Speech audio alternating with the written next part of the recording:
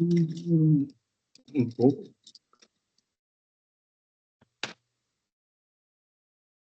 Pronto.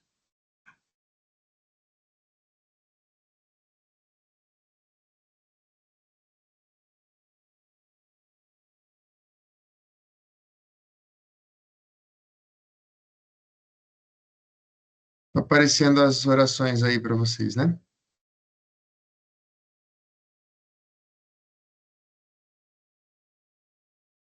Sim, tá aparecendo. Então, in nomine Patris et Filii et Spiritus Sancti. Amém.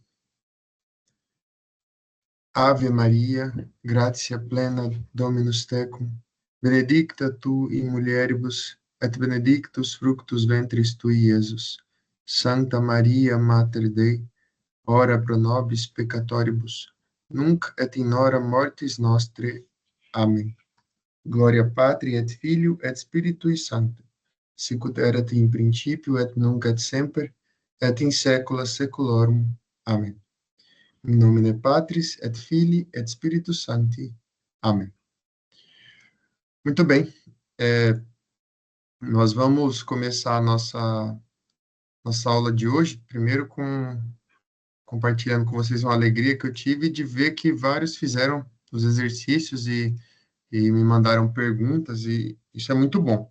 É assim mesmo. E é muito bom quando a gente erra, faz e erra. Melhor ainda. Porque quando a gente acerta, estou passando um cacau porque minha boca está seca. Quando a gente erra, a gente pensa que. Quando a gente acerta, né, a gente meio que já pensa que entendeu tudo, né? Então, é muito bom o erro, né? Até por isso que na vida espiritual Deus permite os erros também, né? Para que a gente não fique soberbo, né? O caminho da vida intelectual não é diferente. A gente precisa realmente ter a humildade como princípio, né? Porque só um humilde consegue aprender com qualquer pessoa e em qualquer circunstância. E só um humilde, então, que vai conseguir desenvolver uma vida de intelectual, né? Uma vida de intelectualidade. Muito bem. Até agora, nessas 3 aulas, nós fizemos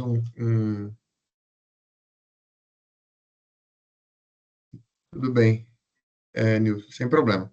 Bom, até agora, nessas 3 aulas, nós fizemos um panorama, a gente viu um panorama geral do problema da educação, depois nós vimos a, a grande, o grande benefício que o latim traz para a educação, e aí a gente começou a ver mais ou menos como que funciona o latim, né? Então, eu mostrei mais ou menos as formas para vocês e tudo de forma muito superficial, porque a gente faz um ensino por camadas, né? Então, a gente viu vai vendo tudo de forma mais superficial e vai aprofundando. Então, hoje eu vou, né, na última aula eu mordi, eu sei que eu passei as últimas 2 aulas exercícios mais difíceis, né, com os dísticos de Catão e, e também as sentenças. Então, hoje eu vou assoprar, né? Hoje vai ser do morde a sopra, hoje é assoprar. Então, a gente vai voltar e vai começar com os casos, né? E isso vai fazer diferença para vocês vão ver. Bom, deixa eu ver só onde eu coloquei aqui as.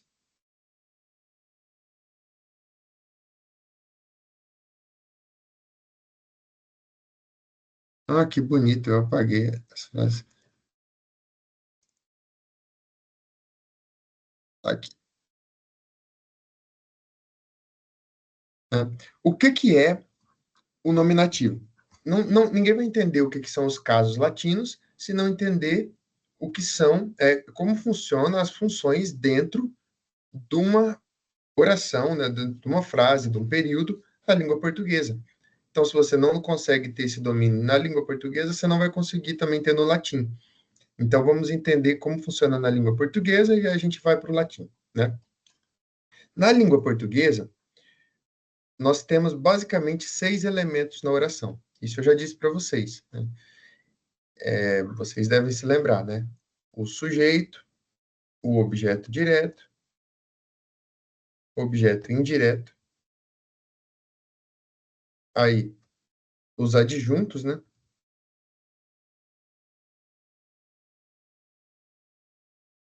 adjunto adverbial e vocativo. A gente tem mais do que isso, né? A gente sabe que tem o complemento nominal, aí os adjuntos adnominais têm várias características, os adjuntos adverbiais também, mas esses 6 elementos são muito presentes, né, na nossa língua. Muito bem, a gente sabe o que cada um deles faz, né? Por exemplo, o núcleo de toda oração, quando que uma frase é uma oração? Quando ela tem um verbo, né? A gente sabe disso, o verbo é uma ação. Se tem uma ação não surgiu do nada, né? Toda ação, ela vem de algo, causado por algo, né? E ela tem um efeito. Bom, na língua portuguesa, quem que faz a ação? A ação, quem faz é o sujeito. Então, quando eu pergunto que ou quem, eu descubro quem está fazendo aquela ação. Ou o ser, ou a pessoa, ou o animal, ou sei lá, qualquer coisa que está exercendo aquela ação. E isso daí ajuda muito a gente a encontrar o sujeito da oração. Então, se a gente faz as perguntas certas, a gente consegue responder e descobrir qual que é o sujeito da oração. Por exemplo, nessa oração aqui, Manuel comeu o pão doce. Ora, eu não sei, imagina que eu não sei quem é o sujeito dessa oração. Isso a gente aprende lá em português na escola mesmo, né? Como que eu sei, então, como que eu descubro quem é o sujeito dessa oração? Eu acho primeiro o verbo, né? Então vamos escrever um passo a passo aqui. Primeiro, eu encontro o verbo da oração. Depois de encontrar o verbo da oração, eu vou me perguntar que ou quem realizou, né? Ou melhor, quem agiu ou quem realizou a ação. Agir significa isso, né? Realizar uma ação. Depois, eu vou descobrir que ação foi feita,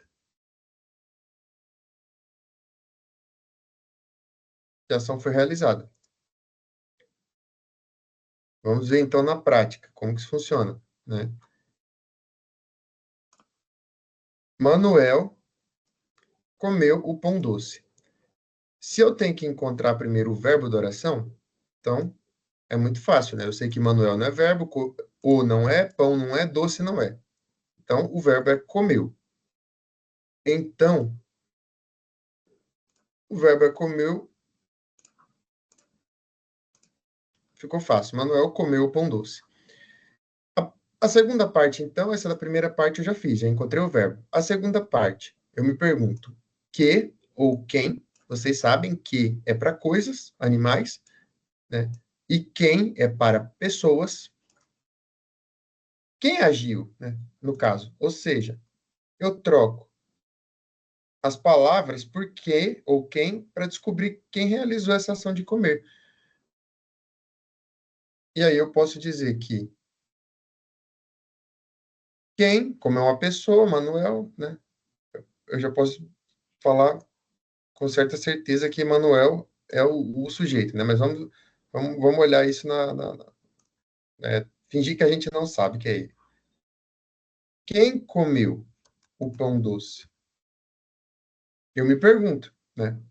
Ora, a resposta é Manuel. Pois bem, se o Manuel é quem comeu o pão doce, então, logo eu chego à conclusão de que quem comeu o pão doce é o Manuel, então o Manuel, só ele pode ser o sujeito. Então, o sujeito dessa oração é Manuel. Isso aqui eu sei que vocês sabem, né? Tá bem claro. E o português, ele pode ir complicando um pouquinho, né? Por exemplo, os meninos correram no pátio, né? Aí, depois eu falei que a terceira ação é que a ação foi realizada, né? Então, a ação que foi realizada, aqui no caso, é o pão doce foi comido, né? Essa foi a ação realizada. Por quem? Por Manuel. Então, o Manuel fez a ação, então ele é o sujeito. Nessa segunda aqui, os meninos correram no pátio. o verbo é correram, né? Então, já sei que o verbo é correr. A pergunta que fica é: quem correram, né? Quem correram no pátio? Eu sei que a gente não fala assim, né? A gente fala quem correu, por isso que ele vai justificar aqui, né? Mas eu poderia falar quem são os que correram no pátio, né? Quem realizou essa ação de correr no pátio? Ora, quem realizou a ação de correr no pátio foram os meninos. Então, o sujeito da oração é os meninos. Muito bem. A gente sabe que Manuel é um sujeito, né? Um sujeito homem, então ele é concreto, ele existe, né? Não é algo abstrato. E, além disso, é masculino, né? E é um nome próprio, inclusive, Manuel. Agora, os meninos não é um nome próprio, mas os meninos existem. Então, eles são um sujeito concreto. Mas não é singular como Manuel. Manuel é só um, meninos plural. Então, tem diferenças entre esses dois tipos de sujeito. E essas diferenças são indicadas também no verbo, né? Aqui o verbo está no pretérito perfeito. Comeu, uma ação que já foi encerrada, né? E no singular, né? Na primeira, na terceira pessoa do singular. Já aqui está na terceira pessoa do plural, é no passado também, pretérito perfeito. Mas, porque tem que concordar com o sujeito, né? Então, está na terceira pessoa do plural do pretérito perfeito. Mas a nossa ideia aqui é descobrir o sujeito, né? Depois eu posso achar a ação que foi realizada. A ação que foi realizada é uma corrida no pátio, né? Então, os meninos correram no pátio, é uma ação que acaba nela mesma, né? O no pátio não é o que foi realizado nessa ação, né? Aí muda o tipo de verbo, mas isso a gente vai ver quando a gente for aprender melhor um pouco sobre verbos, né? O que eu quero que vocês entendam é, veem que tem diferença entre essas orações, né? Mas as diferenças ainda são pequenas, né? Pois bem, terceira, Maria e João chegaram cedo. Maria não é verbo, E não é verbo, João não é verbo, cedo não é verbo. O verbo aqui, obviamente, é chegaram. Então, quem chegou cedo? Ora, quem chegou cedo? A pergunta, né? Quem são os que chegaram cedo? Aí a resposta a essa pergunta, Maria e João. Até aqui tá muito fácil, né? Lucas. Oi. Aí, as palavras que vêm depois do verbo são objetos, certo? Quando isso recebe diretamente, eu já vou explicar sobre objeto. Dependendo do tempo que durar essa aula de hoje, eu vou explicar já hoje sobre os objetos. Se não, na próxima aula. Mas nem tudo que vem depois do verbo é objeto, né? E às vezes a gente pode inverter as palavras e o próprio sujeito está depois do verbo, né? Então, por exemplo, poderia ser: chegaram cedo Maria e João. Maria e João estão depois do verbo, né? Então é importante entender quem que está realizando a ação. Quem que está realizando a ação de chegar cedo? Maria e João. Então, eles são o sujeito. Esse cedo não é objeto. É uma outra coisa na língua, né? No pátio também não é um objeto. É o lugar onde eles correram. Se é lugar, a gente sabe que é uma adjunta adverbial, né? Cedo também é adjunta adverbial, né? De tempo. Isso aqui é de lugar. Mas isso a gente vai vendo mais à frente. Agora, o pão doce é o objeto, porque ele foi comido pelo Manuel. Então, ele recebeu a ação. Não é que o Manuel comeu alguma coisa em cima do pão doce, né? Ou o pão doce indica o horário que ele comeu. Não, o pão doce tem uma ligação direta com o verbo. Ele que foi comido. O pátio não foi corrido. Os meninos correram no pátio, mas não correram o pátio, sabe? Então, essa é a diferença, né? Chegaram cedo, né? Cedo aqui está modificando o horário que eles chegaram, mas não recebe a ação direta de ser chegado. Cedo não é o lugar onde eles chegaram, então não há adjunta adverbial de lugar. Cedo também não recebe a ação de ser chegado, então não é objeto, tá? Então nem tudo que está depois do verbo é objeto. Então, a Bom, adjunto adverbial ele seria uma circunstância e o objeto seria uma característica mais detalhada do verbo. o objeto, e isso daí vai ficar bem claro daqui a pouquinho, tá? Mas é mais ou menos isso daí, sim, que você disse. Então, Maria e João chegaram cedo. Sujeitos, então, da oração, né? Aqui é sujeitos, porque é Maria e João. É um sujeito composto de duas pessoas, né? Aí a coisa complica um pouquinho mais, né? Mas não muito. Aquela moça de cabelos brancos, cabelos encaracolados, canta belamente. Qual é o primeiro passo? Achar o verbo. Aquela não é verbo, moça não é verbo, de não é verbo, cabelos não é verbo, encaracolados não é verbo, canta é verbo, belamente não é verbo. Então, o verbo cantar. Canta, no presente do indicativo, né? Uma coisa que está acontecendo agora. Bom, a pergunta que eu faço, então, ao verbo é: quem canta? Essa é a pergunta. E aí, aqui é interessante, né? Quem canta belamente?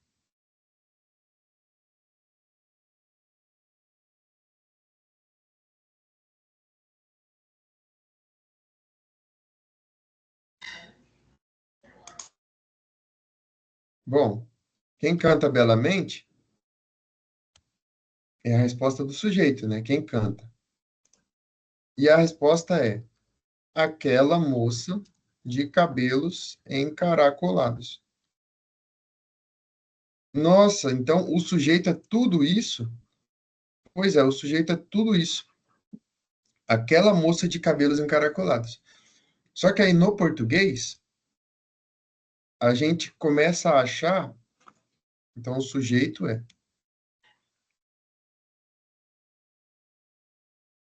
tudo isso. Que os sujeitos eles começam a ter mais características, né? Porque quem está cantando? É aquela moça de cabelos caracolados. Então não é uma outra moça, é só aquela, certo? É só aquela moça. E aquela moça, ela tem cabelos encaracolados. Então, aquela moça de cabelo crespo, aquela moça de cabelo liso, não serve. Não é ela que a gente está falando que canta belamente. É aquela moça de cabelos encaracolados. Então, vejam como tudo isso faz parte do sujeito. Aí, a gente então diz que o sujeito tem um núcleo, né? Assim como a Terra tem um núcleo, o sujeito também tem um núcleo. O que é o núcleo do sujeito? É a parte mais central daquele sujeito. É a parte que ela, na verdade, que está fazendo a ação. Que todos os outros são termos que são conectados nela, né? E aí, como que eu faço para achar o núcleo? Bom, eu vou tirando as partes e vou vendo qual delas poderia ficar sozinha que ainda assim teria algum sentido. Mesmo que não sentido completo, né? Como tem aqui. Se eu digo, aquela canta belamente, fica meio esquisito, né?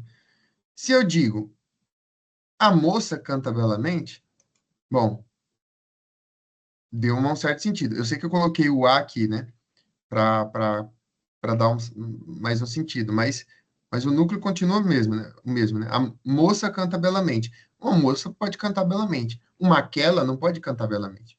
Aquela não é uma coisa que canta. Aquela é sempre para indicar alguém, né? E aí esse alguém é quem, na verdade, é o sujeito. De canta belamente, né? Pelo amor de Deus, né? Óbvio que não. Cabelos canta belamente. Bom, o cabelo, de uma forma, né, poética, poderia cantar, mas aqui está cabelos no plural. Então, deveria ser cabelos cantam. Então, cabelos não pode ser o núcleo desse sujeito. Encaracolados também não, né? Característica do cabelo ainda está no plural, então não poderia ser. A única palavra que poderia ser o núcleo desse sujeito é moça. Então, o núcleo desse sujeito é moça. Apesar de que quando a gente vai qualificar, tudo isso aqui é o sujeito, né? Mas o núcleo mesmo é isso daqui. E é interessante porque todos os outros termos que estão nesse núcleo do sujeito, eles vão se modificar de acordo com o gênero, o número, né? E dessa palavra, desse núcleo. Se fosse moças, eu não ia dizer aquela moças, eu ia dizer aquelas moças, né? E, e se fosse rapaz, né, não fosse moça, não seria aquela rapaz, seria aquele rapaz. Então vocês vejam que o núcleo do sujeito é o que determina a quantidade, né, ou seja, o número dele, se é plural ou singular, e também determina se aquele sujeito vai ter, se os termos que se juntam àquele núcleo vão ter, vão estar no plural singular ou se é masculino, feminino, né? Ou o gênero da coisa. Enfim, por fim, a pressa e a imprudência causaram um acidente naquela tarde chuvosa.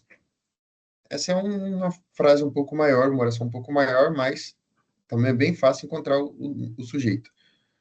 A pressa e a imprudência causaram o acidente naquela tarde chuvosa.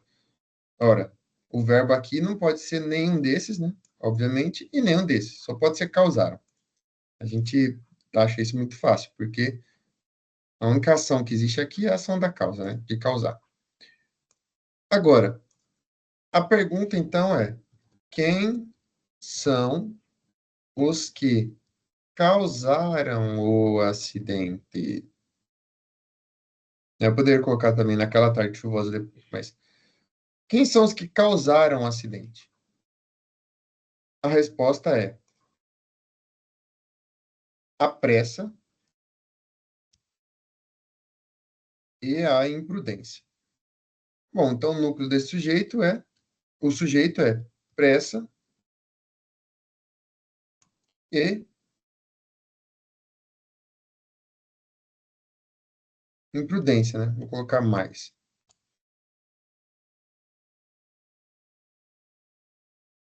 Tudo isso aqui, na verdade, é o sujeito, né?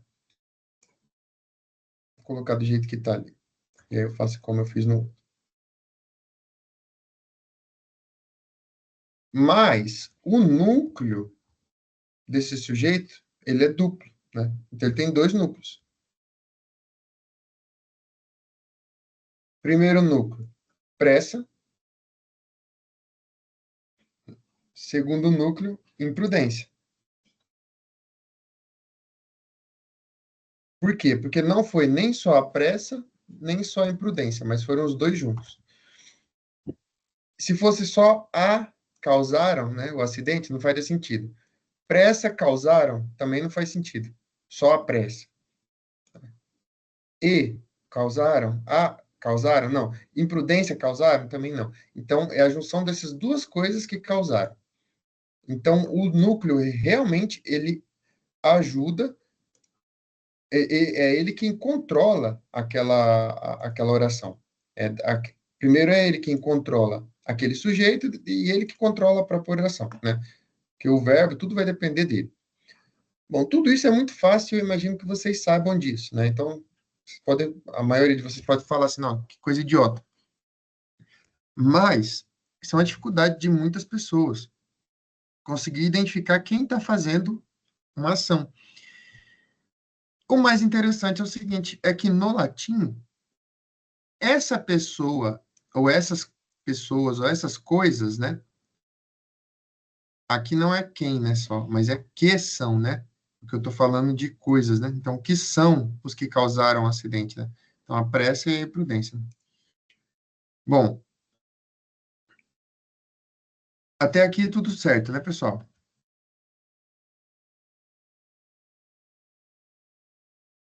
Sim. Por favor. Ok. Tudo ok, né? Tá Muito ok. bem. Bom, até agora tudo bem. Agora vamos então voltar para o latim, então. No É, latim, o sujeito da oração é o nominativo. Mas a gente geralmente vê isso aqui, e é verdade. Só que, mais do que isso, no latim, o sujeito da oração é o núcleo daquele sujeito. Eu expliquei sujeito de um jeito para vocês, agora eu vou explicar de uma outra forma, que vai clarear ainda mais a cabeça de vocês.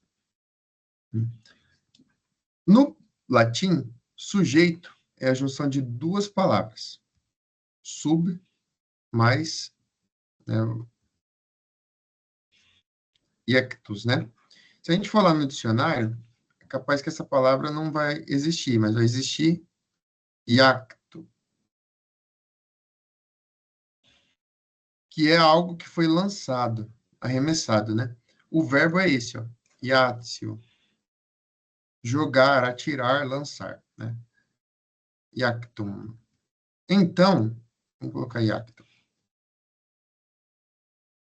O sujeito, a palavra sujeito veio da junção de dois termos, sub mais iacto. Sub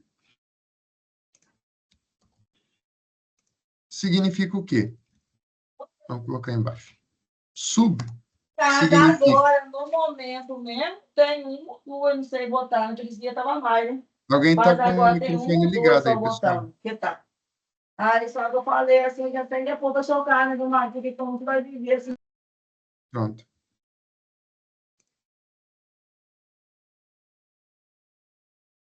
Sub e actum.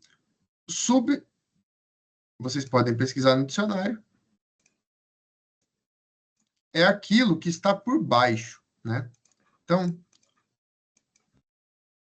sub é uma No preposição caso, eu vou ligar para botar na cabeça.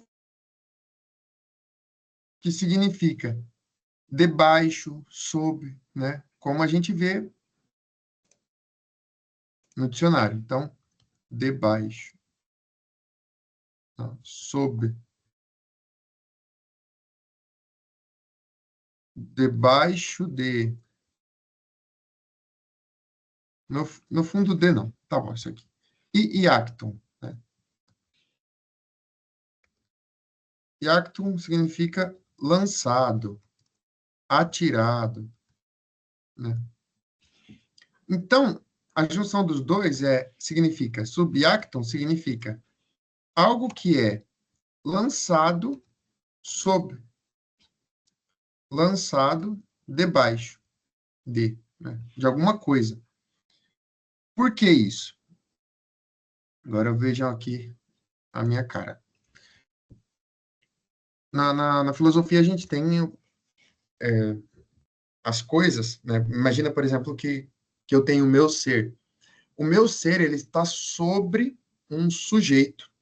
Então, esse meu sujeito é algo que está por baixo e é de onde saem as minhas características, né? Então, nesse sentido, o sujeito se parece com a substância no latim, né? Na filosofia, né? É o que sustenta aquele ser daquela pessoa. Daquele sujeito, daquela base, saem as coisas dela, né? Não sei se fica muito difícil de entender, mas eu acho que não. Então, o sujeito é algo que é lançado, que é colocado sob a coisa. Muito difícil. Bom, não é tão difícil assim. É só a gente pensar que todos nós somos sujeitos, né, nesse sentido, porque todos nós temos uma base de onde surgem nossas coisas, né? Eu tenho uma alma que sustenta o meu corpo e eu tenho uma substância que sustenta esses acidentes que eu tenho, né? A minha carne, a minha cor, o meu jeito, o meu cheiro, a posição onde eu tô e todas essas coisas. Então, tudo isso, todas as minhas características, elas estão, tipo, plantadas num sujeito, numa base. Essa base é o sujeito da pessoa, né? E também, isso serve não só para seres humanos, mas para a garrafa, né? Essa garrafa, ela tem como se fosse um sujeito dela, de onde saem essas características dela. Então, o sujeito, É algo que foi colocado abaixo, sub, né? Além disso, existe também o... Professor, Oi. professor, seguinte, o sujeito, então, ele é um acidente, então ele está sob o ser, é isso que o senhor está falando? Na verdade, ele não está sob o ser. O sujeito, ele é o lugar, né? É porque a gente entra em metafísica, né? Na verdade, em ontologia, fica mais complicado. Mas o sujeito é o autor, né, das ações. Então, se alguém fez uma ação, por exemplo, um ser humano existe, né? É, Ele é meio que o autor daquela ação de existir? Não, por isso que o verbo ser e estar, eles são verbos auxiliares, eles não são verbos como os outros. Mas existem ações, e a maioria delas, que nós somos o sujeito dela, né? Então, Lucas corre. Quem corre? É o Lucas. Então, o sujeito daquela ação que está acontecendo é o Lucas, é a base daquela ação. Então, não é que o sujeito ele é o acidente em si, mas ele é a base para aquela ação acidental, para aquele acidente. Entende? É ele que meio que sustenta aquela ação que está acontecendo. Então, o sujeito é quem sustenta as ações. É dele que saem as ações, né? Então, por isso que tem esse nome subjectum, sujeito, sub e actum. E é interessante porque objeto também veio da junção do termo ob mais iactum. Então, o que é um objeto? Isso, pessoal, porque assim, vocês podem ver como a gente estuda anos e anos na escola, ouve termos e a gente não sabe o que a gente está ouvindo, e a gente trata como se soubesse, né? O professor não pede, os professores não pediam, descreva de forma objetiva essa sala, descreva de forma objetiva essa coisa, ou então de forma subjetiva, né? A gente diz isso quanto às perguntas da prova, né? As perguntas vão ser objetivas. Então, as perguntas diz respeito ao objeto. As perguntas vão ser subjetivas. As perguntas diz respeito ao sujeito, né? De forma mais clara. Se eu for descrever essa garrafa de forma objetiva, eu vou descrever de acordo com o objeto, né? Então, eu descrevo que ela tem uma alça, que ela tem uma tampa cinza, que ela tem um corpo verde, escrito Stanley, embaixo tem um, um tampo de aço inox, que tem um círculo, e posso descrever ela de muitas formas. Agora, se eu for falar, se me pedirem, descreva de forma subjetiva, eu não vou falar da garrafa tanto quanto as características dela, mas eu vou dizer da garrafa aquilo que ela significa para mim, de alguma forma. Isso é o subjeito, o subjeito, né? O sujeito. Eu não vou descrever de acordo com o objeto, eu descrevo de acordo com o sujeito. O que aquele objeto é para o sujeito. Vem como fica mais claro quando alguém pede para você falar subjetivamente?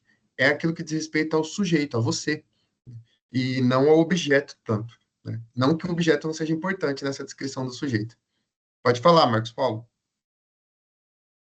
No caso, a explicação o subjetivo, no caso, é só para descrever como que um objeto é para mim, não descrever as características dele.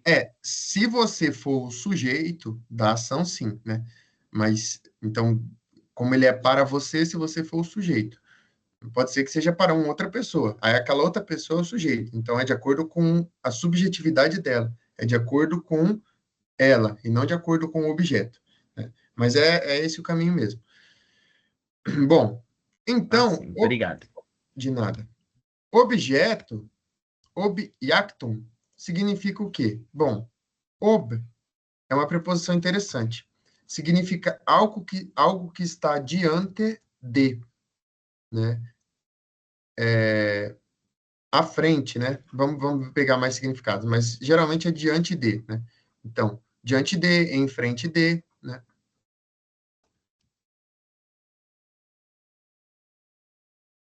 E actum, a gente já sabe, é algo que é lançado, atirado. Então, se eu juntar ob e actum, fica algo que é lançado diante de, né? Em frente de, enfim, colocado diante de. diante de alguma coisa, né? Gente, agora vejam que incrível isso. A gente usa muito no nosso dia a dia palavras que vêm que vieram do latim e que tem a origem desse ob. Ob é algo que está diante de mim. E a gente usa muitas palavras assim. Por exemplo, na missa, a gente faz a oferta. O que é oferta? Existe esse verbo latino, né? Ferro, né? Que é levar, trazer. Então, oferta vem de ob mais fero. Eu oferto eu levo, eu trago, né? Diante de alguma coisa. Ofertar, né? Ofertar é levar diante de algo. No caso da oferta da missa, a gente leva diante de Deus, diante do altar. Então, você está levando diante de alguma coisa. Uma coisa que é muito clara, a gente diz que essa coisa, então tem oferta, né? Uma coisa que está muito clara, a gente diz que ela é óbvia. Por quê? Ob vem de diante e via é caminho, né? Uma coisa que está diante do meu caminho, uma coisa óbvia, né? E muitas outras coisas, né? Daí que vieram diversas outras palavras, né? Observar, objeto, né? E aí depois vem as outras palavras modificando essas, né? Objetivamente, e enfim. Então, esse ob significa diante, diante de algo, certo? Então, o objeto é algo que está diante de. Diante de quem? Diante do sujeito, ora. O objeto é quem está diante do sujeito. Então, o sujeito, ele é o protagonista daquela coisa. E o objeto, ele está diante do sujeito, de alguma forma. Isso daí facilita muito a gente compreender a racionalidade da língua. A língua é muito racional, né? Então, quando a gente diz que um sujeito, ele faz uma ação, a gente está dizendo que esse sujeito, ele é o protagonista da ação, porque ele que está fazendo ela. E quando eu digo que aquilo ali é um objeto daquela oração, né, eu estou dizendo que aquele objeto ele está sofrendo uma ação de um sujeito. Por quê? Porque ele está diante do sujeito, do subjeto que faz a ação, que é o protagonista da ação. Deu para entender? Isso tem que dar um estalo na cabeça de vocês. Fala, nossa, agora eu sei o que é um objeto. Por isso que a gente usa no dia a dia as palavras objeto, né? Isso daqui, esse meu própolis, é um objeto. Por que é um objeto, essa garrafinha? Bom, porque é algo que está diante de mim. No sentido estrito da palavra, é isso. É um objeto porque está diante de mim.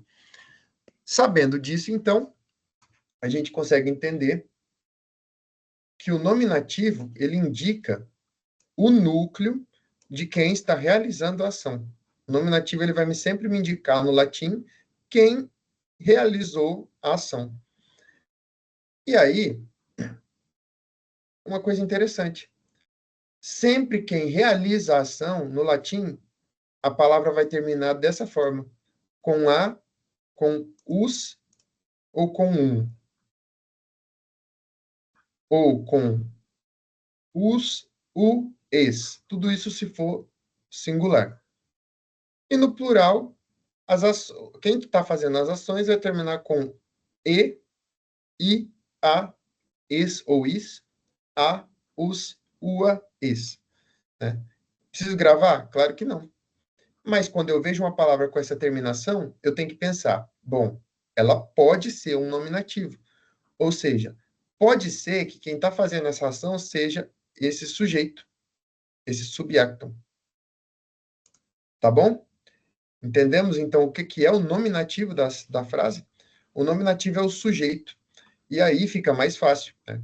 A gente vai pegar agora os exercícios da aula terceira. Lucas, só para recordar aqui, o sujeito ele é lançado sobre o quê? Oi? O sujeito ele é lançado sobre o quê? Então, ele é lançado sob, no sentido de que ele é algo que está debaixo, né, de algo. Debaixo do quê? Bom, ele está debaixo daquela aparência né? É que assim, esse termo ele é meio filosófico, então é mais difícil você conseguir enxergar ele do que conseguir enxergar o objeto. Mas ele está debaixo de quem está fazendo a ação. Ele é a base de quem faz a ação. Por isso que ele está debaixo, né? O ser humano, quando chuta a bola, e por que que ele é o sujeito da ação? Porque ele é que sustenta aquela ação. De alguma forma, aquele chute só existe porque ele está sustentando aquele chute. Então, ele é o sujeito. É como se ele estivesse por debaixo daquela ação, daquele chute. Deu para compreender mais ou menos? Eu, sim. Então, pronto. Então, a gente pode ir para as sentenças, né? Vocês conseguiram fazer os exercícios?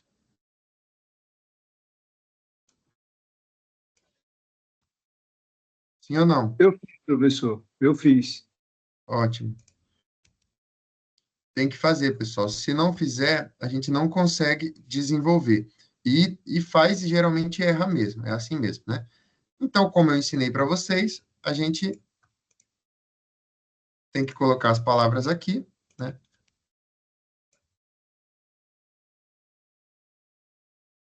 Do lado e ir testando, né? Até descobrir mais ou menos qual é o caso delas e tal. Gente, por que que eu falei da necessidade de fazer exercício? Se vocês não fizerem, realmente vocês não vão aprender. Não vão. A gente está perdendo tempo aqui. Não sei por que eu fechei isso. A gente está perdendo tempo, porque eu vou falar para vocês, vocês vão ver, vão falar, poxa, interessante. Mas vão pensar que entender e não vão entender. E um problema de eu fazer o exercício aqui, sem vocês terem feito o exercício, é que vocês vão ver e vão falar, não é fácil. Só que aí, a hora que vocês forem fazer o exercício, vocês vão achar difícil, porque vocês não entenderam. Vocês viram alguém que sabe fazer, fazendo a coisa, né? Então, muito importante que vocês façam os exercícios. Bom, o primeiro passo no latim, como eu já disse, né, é o mesmo do português. É encontrar o verbo da oração. E o latim tem umas coisas interessantes, porque ele costuma colocar os verbos no fim. Não que isso seja uma regra geral, mas ele coloca muitas vezes os verbos no fim ou próximo do fim da oração. Então, como a gente tem uma vírgula, a gente sabe que a vírgula ela divide, né, as orações. Então, eu tenho aqui duas orações. Meio que de cara eu já sei disso, né? Então, o primeiro verbo está meio claro que é ledded. Por quê?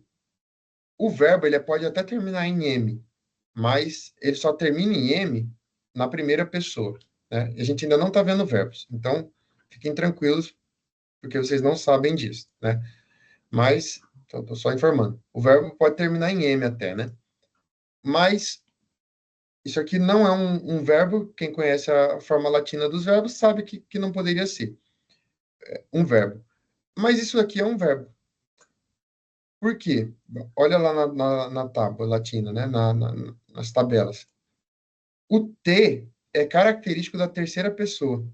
Sempre terceira pessoa costuma terminar com T, né? Na voz ativa. Tanto no singular, terceira pessoa termina com T, quanto no plural também termina com T. Então, essas coisas a gente vai pegando essas características. Terminou com T a palavra, geralmente é um verbo, né? E na terceira pessoa. Então, vamos pesquisar primeiro para ver se a absentem poderia ser o verbo, né? Eu não sei, né? Vocês devem ter começado o exercício fazendo assim, né?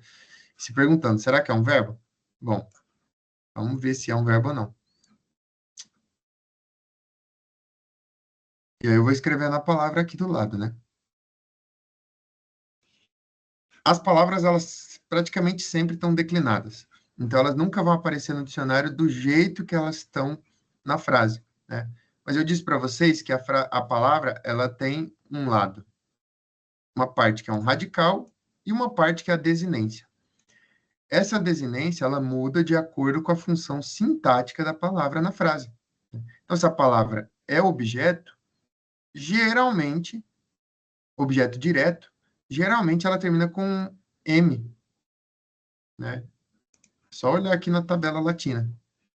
Olha o acusativo.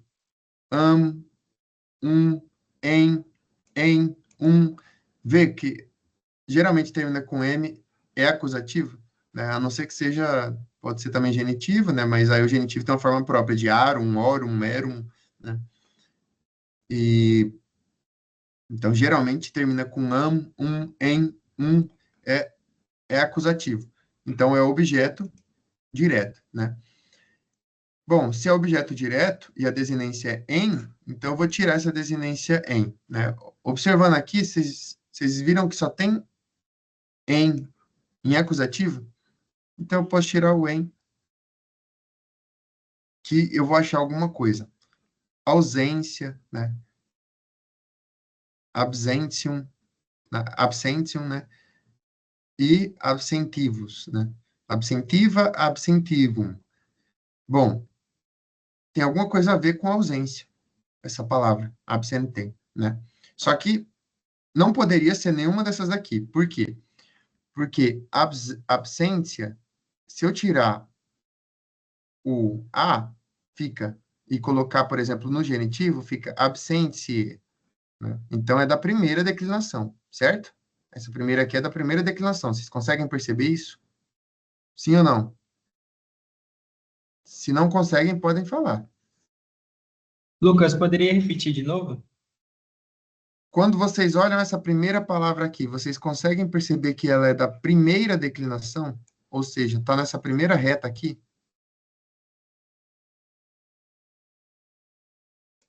Ou não? No singular ou no plural? Olha, é muito fácil, ó. Tá vendo? Depois da vírgula não tem um AE? Esse AE é o genitivo da primeira declinação. Então, essa palavra, ela se declina dessa forma aqui, ó.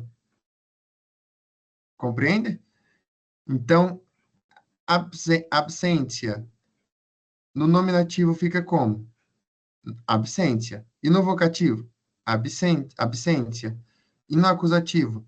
Absentiam, né? Tem o M. E no genitivo? Absentie. Tá vendo o genitivo aqui? Isso aqui indica qual que é dos genitivos, porque o genitivo é a única forma que é diferente para cada tipo de declinação, né? O genitivo e o dativo também, mas o genitivo ele foi escolhido para ficar nos dicionários, para ficar depois do nominativo. Então, sempre a palavra vai aparecer no nominativo e depois da vírgula aparece a desinência dela, a terminação, quando ela está no genitivo. Então, quando ela está no genitivo, aí, né? Então, absentia, no genitivo fica absentie. E o dativo? Absentie. E o ablativo? Absentia. Tudo isso no singular, né? E no plural? No nominativo e no vocativo, absentie, né? Acusativo, absentias. Genitivo, absentiarum.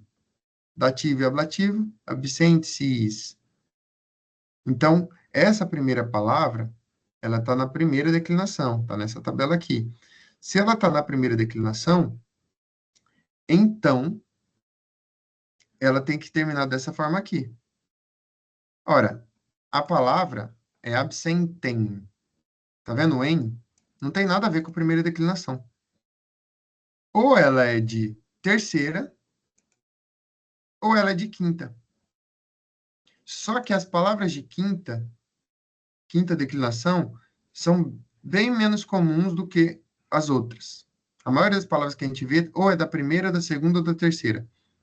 Tem muitas da quarta e muitas da quinta também, mas é menos. É mais dessas três primeiras. Então, não pode estar nessa tabela aqui, nessas três. Então, eu tiro mais uma letra. Ora, cheguei em absentis, né? Por que que é absen e não absen? Porque o S só tem som de Z entre duas vogais, certo? Isso aqui é uma birra que eu tenho, porque as pessoas falam essa palavra em português errado, a maioria das pessoas. Falam subsistência, mas não é subsistência. O S não tem som de Z. Até que está virando comum ao ponto de ter dicionário que já está aceitando subsistência.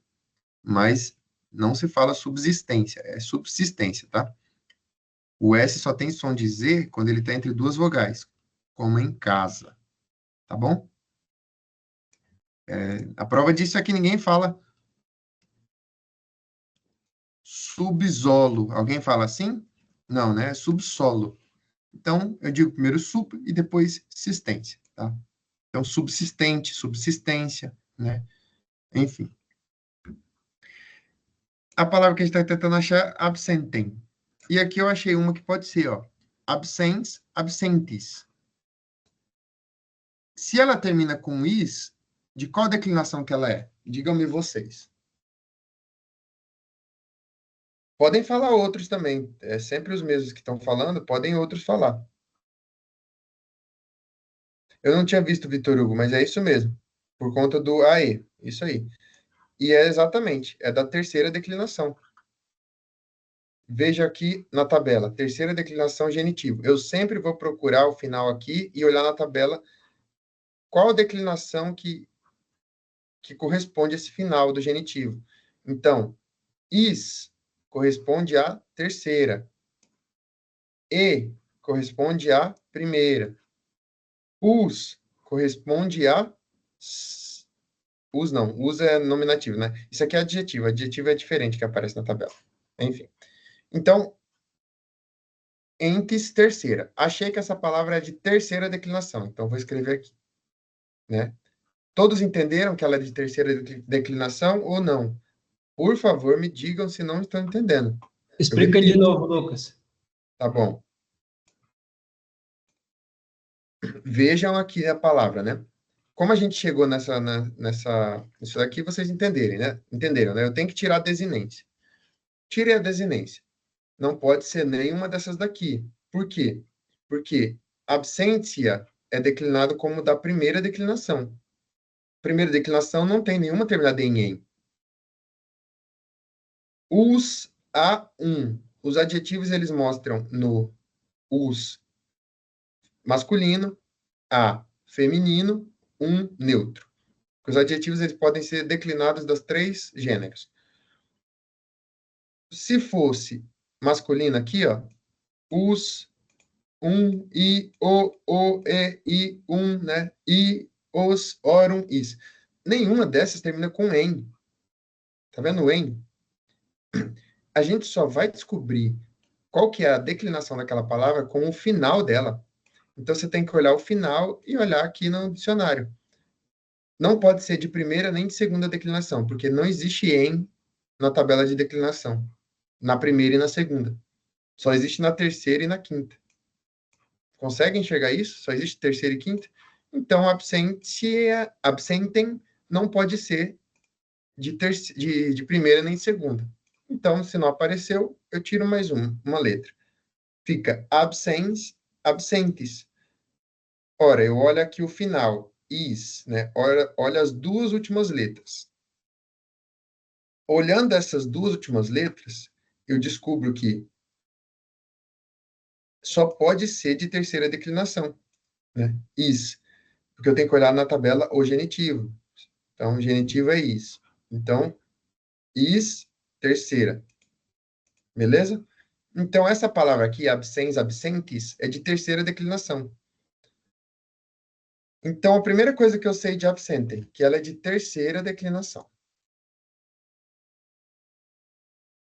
Se ela é de terceira declinação, ela só pode ser acusativa. Certo? Então, eu já sei que absentem é uma palavra que é da terceira declinação e que é um acusativo. O acusativo é o objeto direto, né, em português. Além disso, ela está na tabela do masculino feminino, né? Mas isso não importa. Bom, então, a primeira coisa que eu sei é isso. Segunda coisa, led.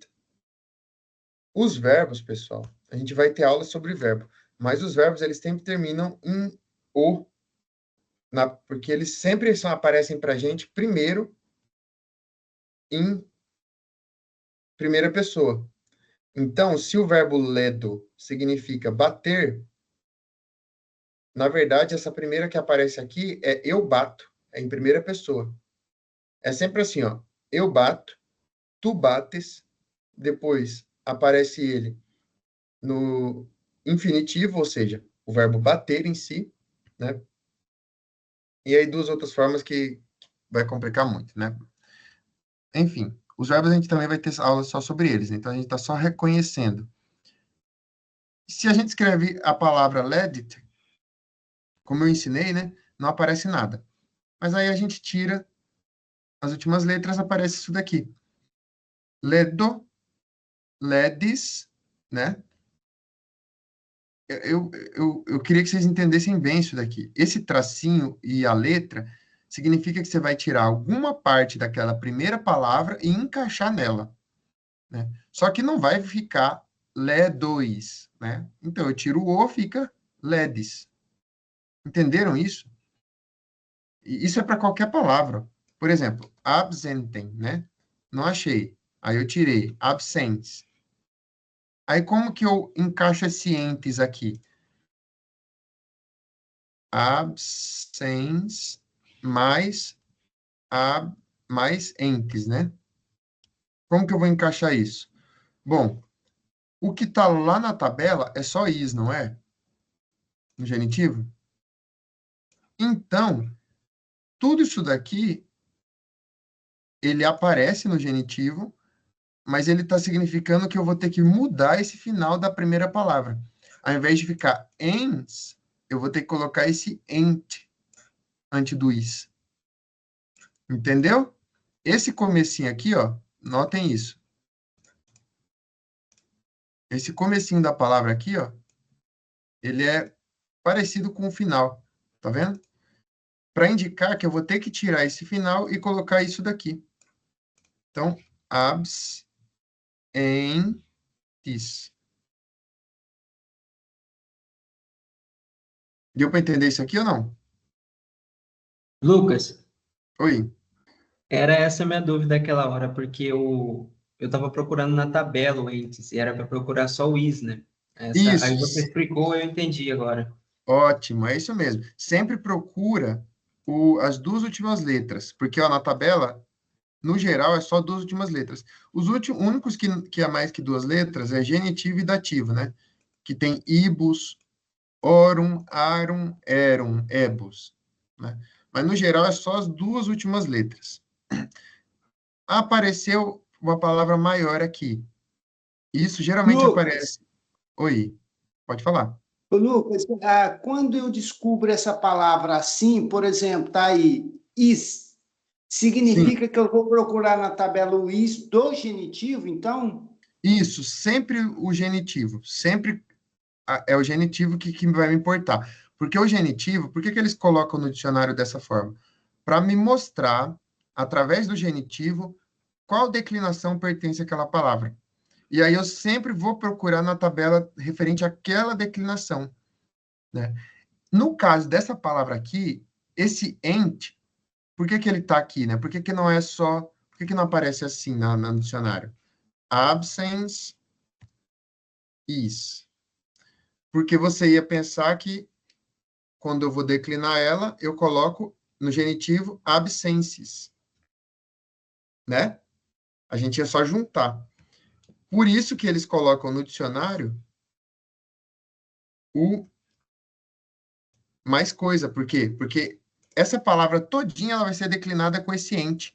Ela só ela só termina com ens no nominativo. Por isso que aqui não aparece. Essa parte que não aparece da tabela é porque a terceira declinação tem um começo tão diferente que pode ser de várias formas, né? Pode ser ans, ens e várias outras. Is. Então, por isso que não aparece aqui, fica em branco, né? Mas eu vi que termina com is, eu já sei que é da terceira. É só gravar isso.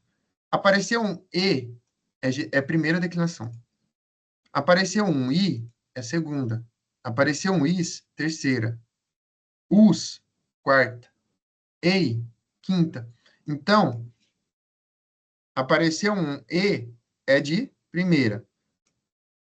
Apareceu um I, de segunda.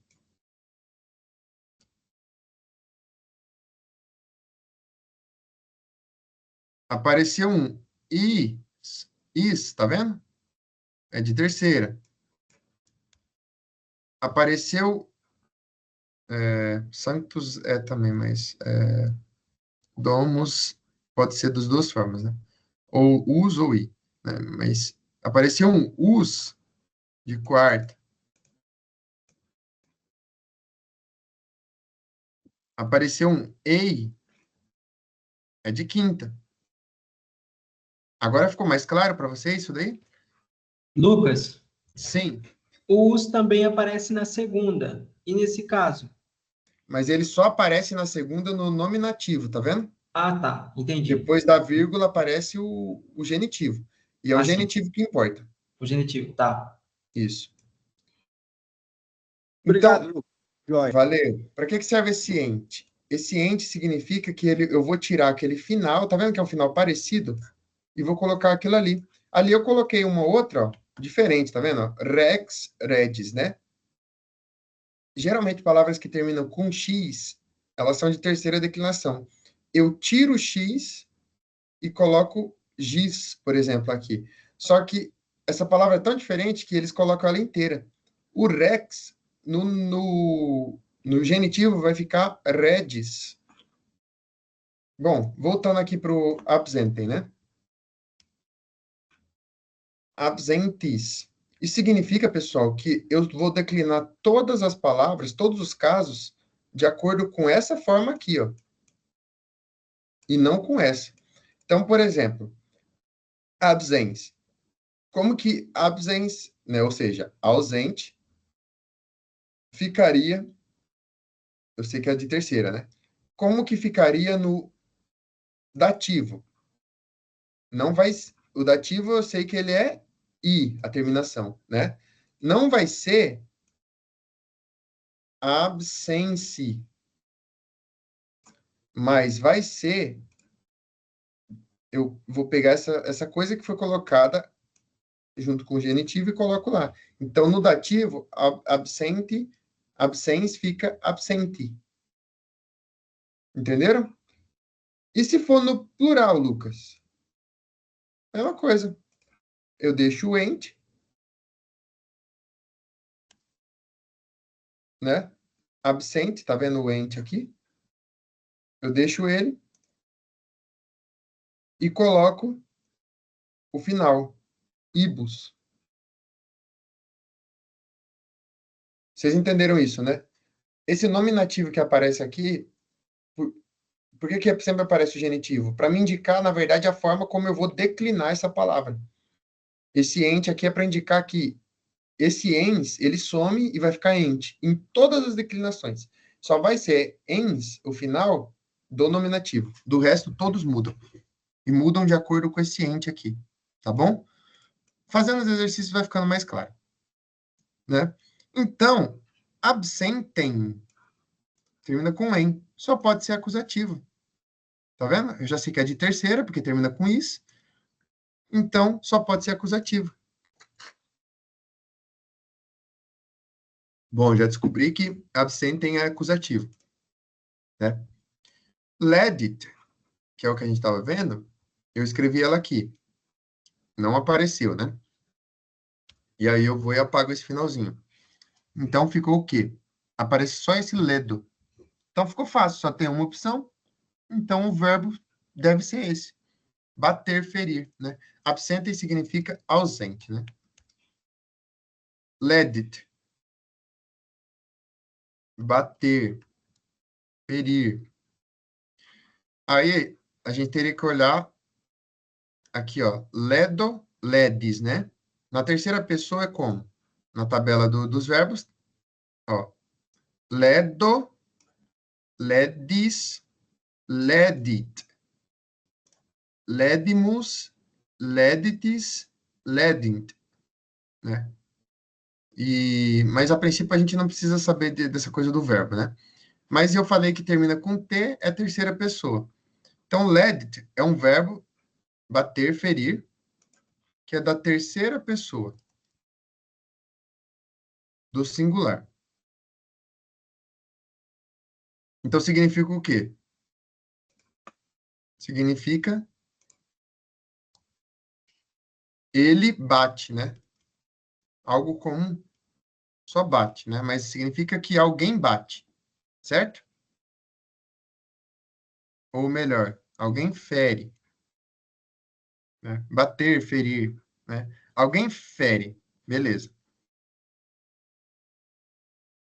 Como eu tenho uma vírgula, eu já poderia até tentar traduzir isso daqui, essa primeira, né? Ledit, fere. Fere quem? Absente não é acusativo? Eu não falei que acusativo é objeto direto em português? Então, ele recebe a ação de ser ferido. Então, fere quem? O ausente. Conseguem chegar nisso daqui, com o que a gente viu até agora?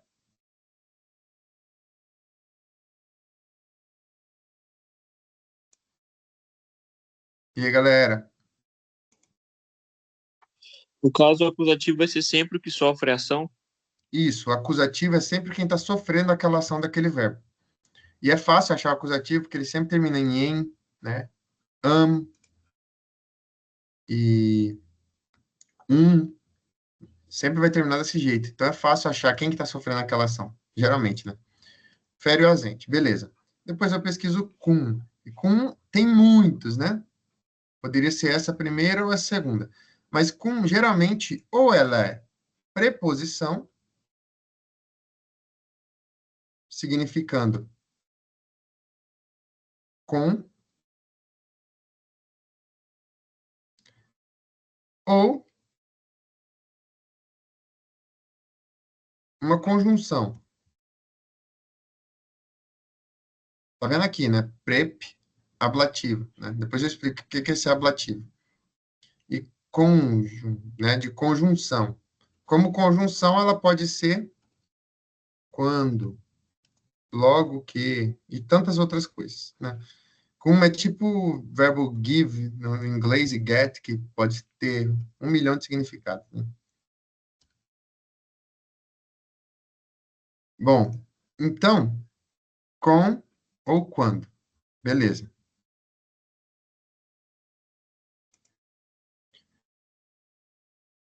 Essas são as duas que eu tenho, com e quando. Aí, ébrio, né? Então, vamos para o dicionário. Ébrio. Não apareceu nada, né? Por quê? Ebriositas, ebriositatis, né? Ebriosos, ebriosa, ebriosum. Ebriosos. Em português, inclusive, existe essa palavra, ébrio, né? Que é beber, ou quem tá bêbado, né? Inebriado é quem caiu na bebedeira, né? Mas ébrio não está no nominativo, né? Não existe nenhum nominativo aqui que termina com o. Então, eu tenho que apagar para achar aquela palavra como que ela é no nominativo. E aqui eu acho algumas, a mais provável é essa, ó. Ébrios, ébria, ébrium, né? Por quê? Tá vendo esse us? Ele indica que essa palavra, como é um adjetivo, vai ser sempre masculino, feminino, neutro, certo? Masculino e neutro sempre é da segunda declinação. Feminino, da primeira. Tá? Isso aqui tem uma forma diferente dos substantivos, né? Os substantivos eu ensinei que primeiro aparece o nominativo, depois o genitivo. Esse A aqui não é genitivo. Esse A significa que essa palavra, como é adjetivo, para cada gênero, ela tem uma terminação diferente, né? Bom, ébrio, a gente sabe que esse ébrio que a gente está pesquisando provavelmente é esse, ébrios. E provavelmente é de segunda. Provavelmente não, é certeza. Por quê? Ó, tá terminando com o. Se termina com o, só pode ser de segunda declinação. Tá vendo? Não tem nenhuma outra que termina só com o. Então, uma coisa eu já sei, que ébrio é de segunda declinação. Se é de segunda declinação, ou é dativo, ou é ablativo.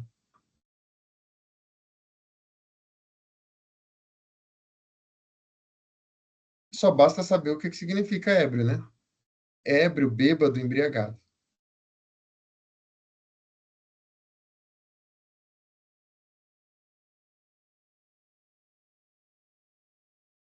Entendo. E aí, a gente precisa saber as funções de dativo e de ablativo, né? Agora, tá, vamos continuar, depois eu volto. Qui. Sempre que vocês verem essas palavras que parecem com que em português, né? Vocês pesquisam na tabela latina nos pronomes. Nessa parte aqui, ó.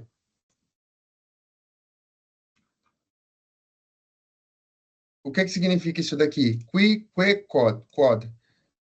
Qui é sempre masculino. Que, feminino. Quod, neutro. Né? Qui, masculino. Quod, neutro. Que, feminino. Então, lá tá qui, né? Mas, sim, tudo bem, vocês poderiam ter pesquisado no dicionário, né?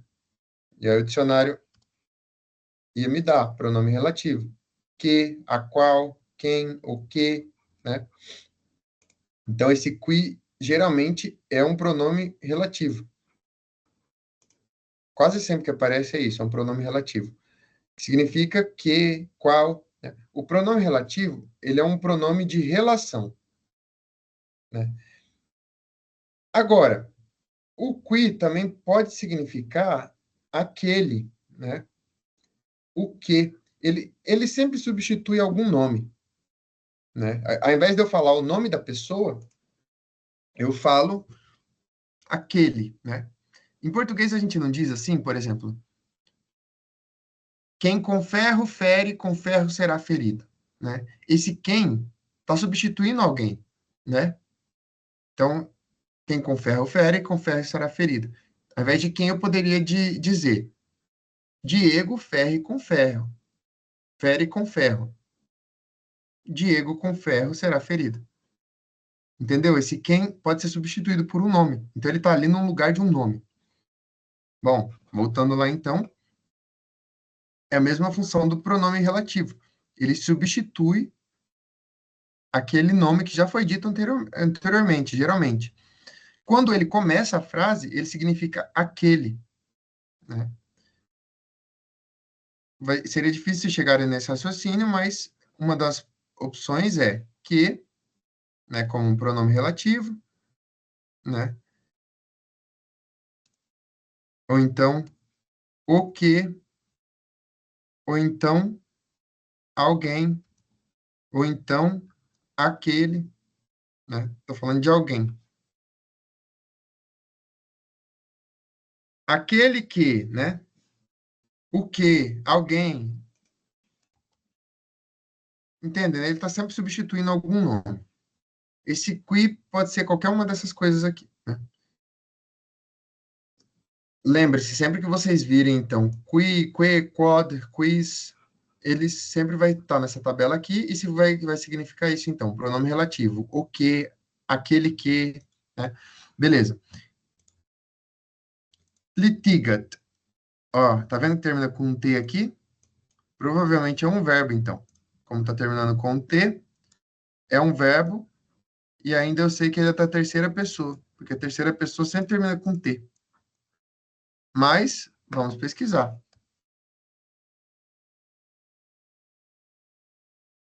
E vocês conhecem a palavra litígio do português? Vocês viram que tem palavras que são parecidas? Porque nossas palavras veio do português, né? Então, eu escrevo litigat. Não pode ser isso daqui, tá? Litigator, litigatores, porque é uma palavra menor do que a que está ali. A palavra nunca vai ser menor do que essas daqui, né? Então, eu tiro o final, at. Sobra essas daqui. A mais óbvia aqui é o verbo, né? Litigo, litigas, terceira pessoa, litigat. Né? Os verbos sempre aparecem em primeira, em segunda pessoa e no infinitivo. Então, pleitear, litigiar, contestar, disputar, lutar, né? Então, litigar, contestar, disputar, lutar. É alguma coisa disso. Então, é um verbo, né? Que está na terceira pessoa do singular e que significa alguma dessas coisas aqui. Como está na terceira pessoa, então, é alguém que disputa, né? Que luta. Né? Assim como no ferro, no ferir, terceira pessoa do singular é ele fere, lutar na terceira pessoa do singular é ele luta. Então, eu já tenho mais ou menos a frase. Fere o ausente, ou é com, ou é quando, ou é logo que, né? Agora, interessante, ébrio ou está no dativo ou está no ablativo. Muitas vezes no latim, as palavras que estão no ablativo, elas só estão no ablativo porque a preposição pede ablativo. Veja, isso aqui vai demorar tempo para entrar na cabeça de vocês, mas as preposições no latim, elas regem, ou seja, elas tornam rainhas, né? Da próxima palavra que está ligada a ela. Então, se esse com for uma preposição, a preposição com, a próxima palavra tem que estar no ablativo. Isso é uma regra meio óbvia.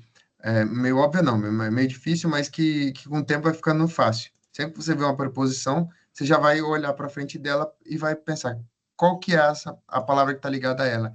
Essa palavra que está ligada a ela tem que estar no ablativo, né? De, tá vendo? Ou ablativo ou acusativo. São os dois casos que a preposição leva aquela próxima palavra. Mas, enfim, vocês não sabem disso, então vamos focar no que a gente sabe, né? Fere o ausente, cum ébrio quid litigat, né? E a gente tem que organizar isso daqui. Qual que é o verbo dessa oração aqui? O verbo é litigat, né? Então, luta. Isso é o que a gente sabe, né? Que alguém luta. Quem luta? Bom, se aqui for uma preposição com e esse ébrio tiver no ablativo, então é luta com o bêbado. Luta com um bêbado, com um embriagado. Certo? Se for isso. Se for uma conjunção, seria quando, logo que, né? Mas não faz muito sentido, porque o ébrio está no ablativo. Então, ou no dativo, né? Então, quando ao embriagado, quando com o embriagado, né? Não faz sentido isso. Quando com o bêbado, como o ébrio está no ablativo ou dativo, esse com aqui provavelmente é com. Sempre que vocês viram a preposição e na frente dela tiver alguma palavra no ablativo, pode ter certeza que ela é preposição, né? Sempre que vocês virem com e a próxima palavra tiver no ablativo, né? Com essa forma de ablativo aqui. Então, no caso, eu sei que luta, que alguém luta, e está lutando com alguém. Quem luta, luta com alguém. A pergunta é, luta com quem? Luta com o bêbado. Qual a última pergunta que eu deveria fazer aqui? Luta com o bêbado. Que pergunta que eu faço para esse verbo luta? Me digam aí vocês. Quem luta com bêbado? Não entendi. Quem luta com bêbado? Quem luta com o bêbado, né? Então, a gente vai procurar alguém que pode fazer a função de nome, né? Lembra que a gente aprendeu? Nominativo é o sujeito da ação.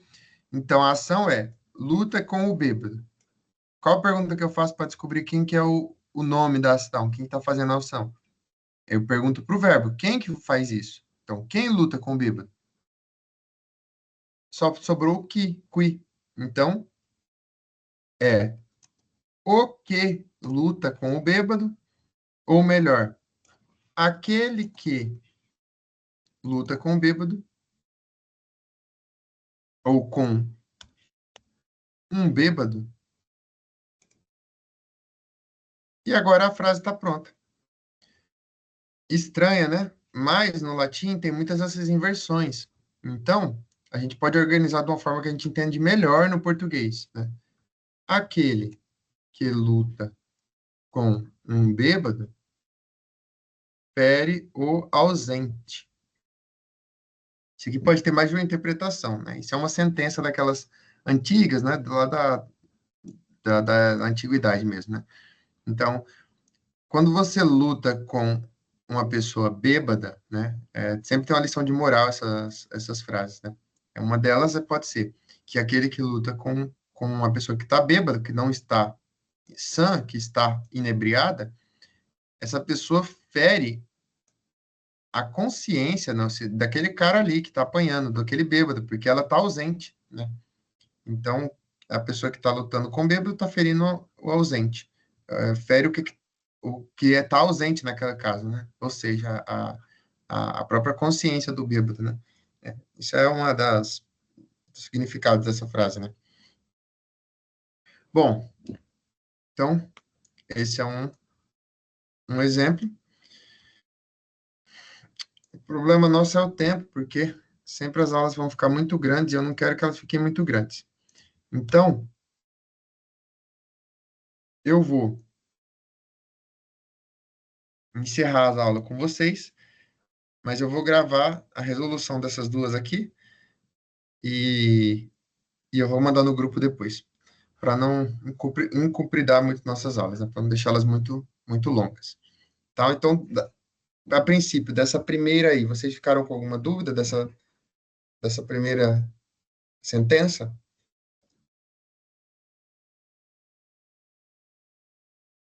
Com muitas, né?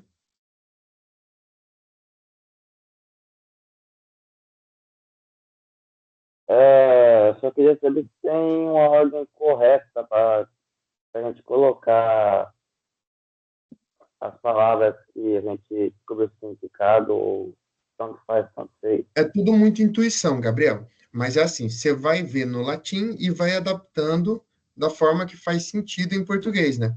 Por exemplo, aqui na resolução, ó, eu coloquei, quem briga com um bêbado fere o ausente, né? Então, qui litigat cum ébrio ledit absentem, né? Tá vendo que tá totalmente invertido, né? Esse tipo de inversão, com o tempo vocês vão pegando. Por exemplo, eu sei que de toda essa oração aqui, o que está fazendo a ação principal é esse qui aqui. Ou seja, é aquela pessoa, aquele que litiga, né, que briga, que discute, que luta. Com quem? Com um bêbado. É ele que fere o ausente, né? Bom, esse ferir o ausente já é uma consequência. Vocês vejam que a coisa é meio lógica, né? Faz mais sentido eu colocar nessa frase, nessa forma, do que dizer fere o ausente aquele que luta com um bêbado. Certo? Então, qual que é a ordem correta? É a ordem que mais fizer sentido, tá? Sim, e, Vitor, é confuso porque a nossa cabeça está acostumada mesmo a pensar, a não pensar para ler as coisas, né? E a gente geralmente lê a coisa é corrida, lendo de forma corrida. Então, o latim faz isso mesmo. Por que é difícil? Porque a gente está acostumado a pensar de uma forma preguiçosa, a ler de uma forma preguiçosa. Então, o português faz isso com a gente, né? Eu leio, aquele que luta com um bêbado fere o ausente. Eu não preciso raciocinar, porque conforme eu vou dizendo, eu já vou pegando aquelas palavras, colocando em ordem na minha cabeça, né? Que ela já está em ordem, e eu chego na conclusão. Agora, o latim não, ele te faz pensar. Né? No latim ficaria absentem ledit cum ebrio qui ligat. Então, o ausente o ausente fere, parece que está sendo ferido, que o ausente que fere, né? Com o ébrio, aquele que briga, né? Aquele que luta. O que luta com o ébrio. Então, o latim ele te faz pensar nisso daí. É muito importante vocês usarem a intuição, né, para ir achando isso daqui, e além disso, vocês vão perceber com o tempo que isso vai abrir a inteligência de vocês, porque vocês vão aprender aí para o final das palavras e voltar. Inclusive, pessoal, né, vocês conhecem esse poema aqui, né? Os Lusíadas, né? Todo mundo já ouviu falar, né?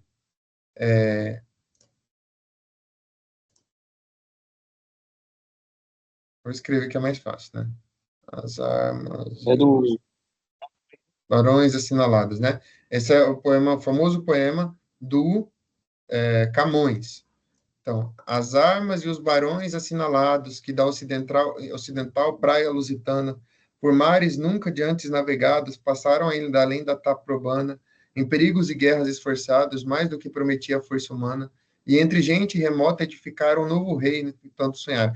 Tá, tem várias palavras aqui que a gente conhece, praticamente todas, né? Talvez não conhece Taprobana, não saiba quem são esses barões, né? O que é lusitano, né? Posso ter alguma dúvida, mas organizar essas palavras é difícil, né? Porque aqui tem uma oração subordinada, que da ocidental praia lusitana, por mares nunca antes navegados, passaram ainda além da Taprobana. Vocês estão vendo que tá meio confuso tudo É isso, né? que, professor, eu E acho que aí, nessa época aí o Camões se inspirou no latim, né? Porque era o período clássico, né? qual que é a grande questão? Ele realmente se inspirou no latim, mas o português veio do latim. E então, o nosso português, não somos nós que, que ditamos como deveria ser o português, né? O português veio do latim e foi se adaptando. Mas a gente deveria usar o português da forma mais pura possível. Qual que é o problema? É que a gente usa ela da forma mais idiota possível, né? Então, a gente vai aprender português, a gente aprende. A menina canta, o rapaz joga, a moça apanha, a professora bate, entendeu? Isso daí não forma inteligência de forma nenhuma. Agora, quando você vê esse vai e volta, né? Essa figura de linguagem que chama de hipérbato, né? Esse ir e voltar, essa inversão, isso daqui treina inteligência. Então, para resumir, por que o latim tem isso daqui? Porque, na verdade, a nossa alma funciona dessa forma, ela intelige dessa forma, né? Primeiro, ela intelige o, as pessoas que estão fazendo aquela ação, né? Então, o ausente que está sendo ferido, depois, com quem que aquela pessoa está brigando, e, no fim, o que está acontecendo. Ou seja, ferir, né? Lutar, não, ferir, depois lutar. Então, essas ações, elas ficam por último porque é assim que a gente raciocina. Para ter uma ação de lutar, precisa ter alguém que luta. Então, primeiro a gente vê quem que está sendo led, ou seja, quem está sendo ferido. É o ausente, é aquele que não está ali. Quem que está lutando com o bêbado? Bom, é aquele, né? Mas o verbo lutar, ele tem que vir por último, por quê? Porque se não existisse aquele que, não existiria o verbo lutar. Só existe a ação porque existe alguém que faz a ação. Então, quem faz a ação vem primeiro. Isso é a ordem lógica. E a gente foi invertendo isso no português, né? Não estou dizendo para a gente voltar a falar como era no latim. Estou dizendo para falar o seguinte: o latim ficou confuso, é confuso para a gente no começo, porque a gente desacostumou a ver a nossa língua como ela deveria ser, ou como ela era. Né? Por exemplo, uma poesia de Camões. Né? Aqui tem cheio de inversões, eu mostrei para vocês lá uma frase uma poesia do Dom Aquino, né? Que não é da época de Camões, de 1500. Dom Aquino morreu em 1956. E a poesia dele dizia, né? Eu a vi, do coveiro aos pés jazia, onde nenhuma flor a coloria, no ignorada vi. A tarde semi-morta, o extremo raio, enviava a beijá-la de soslaio, desde os céus de rubi. Gerou uma confusão danada isso daqui, né? Pois bem, não deveria gerar. Tá vendo? Até o próprio Google pede para eu corrigir, porque ele não entende que quem enviava o extremo raio É à tarde.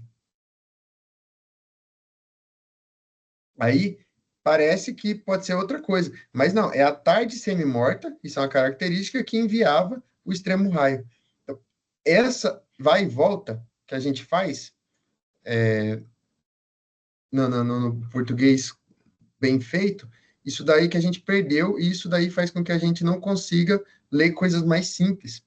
E é por isso a nossa dificuldade no latim. Mas aí, você corrigindo essa dificuldade através do latim, você vai corrigir do seu próprio português, tá? Então, realmente é difícil mesmo, mas isso vai ajudar vocês e eu espero que já esteja ajudando, tá? Bom, eu passei aqui na aula 4, ainda não tem a resolução, mas eu vou colocar um exercício 4, né?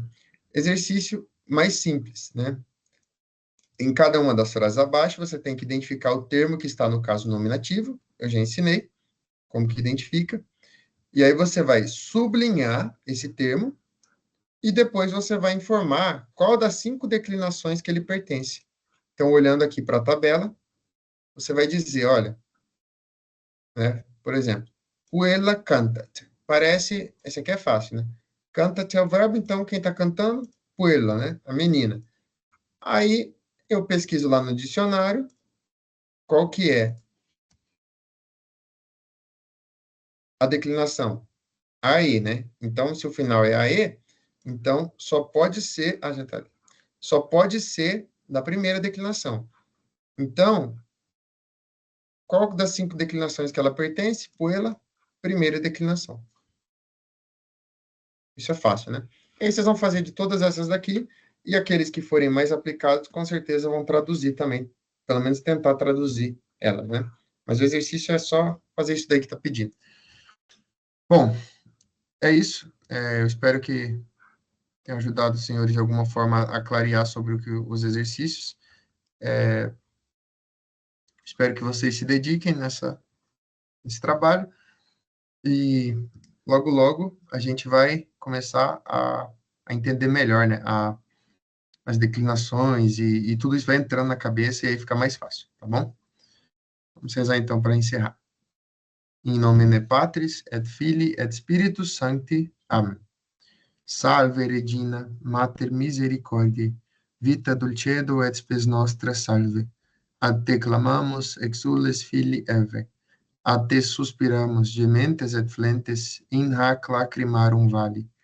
Eia ergo advocata nostra, ilus tuus misericordes oculos ad nos converte. Et Iesum benedictum fructum ventris tui, nobis post hoc exilium ostende. O clemens, o pia, o dulcis Virgo Maria, ora pro nobis sancta Dei genitrix, ut digni efficiamur promissionibus Christi. Amém. Em nome de Patris et Filii et Spiritus Sancti. Amém. Muito bem, pessoal. Obrigado aí pela aula. Fiquem com Deus. E eu espero